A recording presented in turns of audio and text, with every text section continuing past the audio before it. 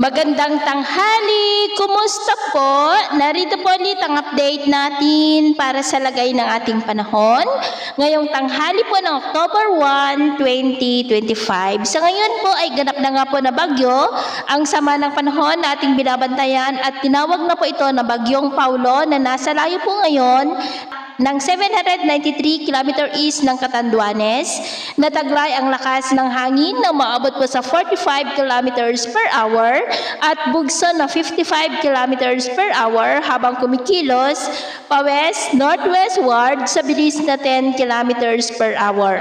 At bukas, posible po na nasa silangan na yan ng Central Luzon at posible na muli yan na lalakas into storm category at bukas ng gabi, posible na po yan na nandyan sa silangan ng Northern Luzon at posible na mag-landfall sa Biyernes ng hapon sa Cagayan o Isabela at hindi rin inaalis ang posibilidad na lalakas pa yan into severe tropical storm o typhoon category bago po tatama sa kalupaan sa Biyernes. At sa Sabado ng madaling araw, posible po yan na nandyan na sa West Philippine Sea at sa Sabado ng hapon, posible na po na makakalabas sa Philippine Area of Responsibility. At sa lagay po ng ating panahon ngayong tanghali dahil sa trough ng bagyo ay cloudy skies with isolated rains ang ilang bahagi ng Bicol Region, Calabarzon, Northern Samar. At dahil naman sa mga localized thunderstorm ay maulap ang kalangitan na minsan ay may mga pulo-pulo na mga pag-uulan sa ilang bahagi ng Palawan, Leyte, northern part ng Mindanao, Caraga, Davao Region at Sorsogon.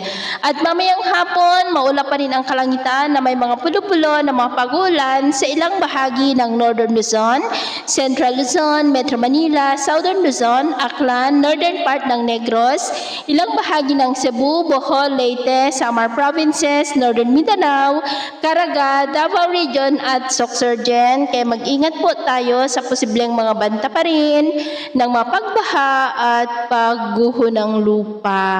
Sa atin naman po mga baybayin, wala po tayong nakataas na namang gale warning signals. Pero ba yung pag-ingat lamang po kung papalaot tayo para mas makaiwas sa mga sakunang pangkaragatan. So ito po ang latest update natin sa araw na ito. Ako muli si James na nagsasabing sa kahit na magsubok po na darating sa ating buhay, huwag na huwag po tayong mawawalan ng pag-asa. Thank you and God bless!